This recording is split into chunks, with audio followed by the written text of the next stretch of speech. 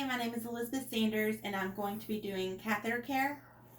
I would knock before I enter and identify and greet the resident, um, wash my hands, provide for privacy, and explain the procedure. So I'm coming in. I have my basin that I would fill 2/3 full with water, gloves, a bath towel, and some washcloths. And then I would also have either a disposable pad or a reusable underpad. I've already put that on my patient. But if it wasn't there, I would either ask the patient to lift their bottom and scoot it under there, or I would ask the patient to roll away from me and I would tuck it under. So I'm going to go ahead and lift the bed up for good body mechanics. Before I lift it, both side rails would be up.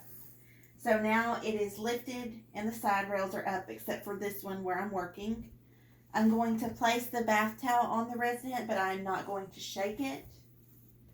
So I'm going to let it unfold and tuck it in around the resident's shoulders. I am then going to go ahead and apply my gloves. Look at Woody. Excuse my audience. Okay, I would move the sheet down, fan fold it down here. One thing I did forget to mention is I would have a bag on the bed for dirty linens. Okay, so for a male, and Woody is male, I wouldn't necessarily have to have them open their legs. If it was a female, I would need them to open their legs. So the first thing that I'm going to be doing is just checking the area for redness and any irritation or abnormal secretions. If it was a woman, I would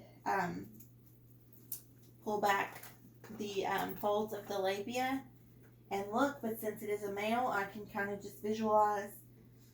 And if he was uncircumcised, I would retract the skin and look as well.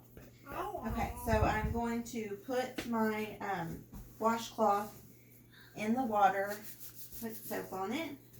I'm then going to perform perineal care, which for the male is starting at the head of the penis and washing in a circular motion downwards, rinsing and putting soap, and then washing just downwards down the shaft, and then doing the scrotal area as well. So for right now, I am going to want to take my washcloth and wash in a circular motion around the head of the penis. And then I will rinse and apply soap. Hold the catheter at the meatus, so the part closest to the opening of the penis. And take it and wash down about 4 inches. Rinse, apply soap, do it again. Rinse, apply soap, do it again, and then rinse it, go over it without soap, and then I would dispose of my washcloth in the dirty linens, and then I would also have a hand towel over here and pat dry the area around the perineal area as well. I will then cover my patient back up and ask them to roll away from me. And I would grab the underpad. We're going to pretend that's reusable and that's dirty linens. Okay, so I can lower the bed, or put the side rails up, lower the bed, lower the side rails. And take this off of our patient, and I'm going to want to examine the tubing, and the tubing is going to be circled like this and clipped on to the bed. Make sure that it is not clipped on to the underpad because that can move. Then farther down, I would make sure that the catheter bag is clipped on the bed, not the bed rails. And I would just want to make sure that that bag's intact, the tubing is intact. And I would also, most of the time the patient has like a tegaderm or something attaching the catheter to the leg.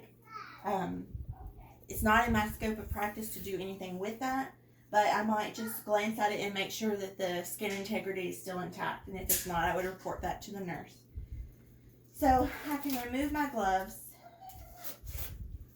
wash my hands, make sure that the call light is within reach, the bed's in the lowest position, the bed rails are down, and I'll make sure to dispose of my dirty linens, and I'm done.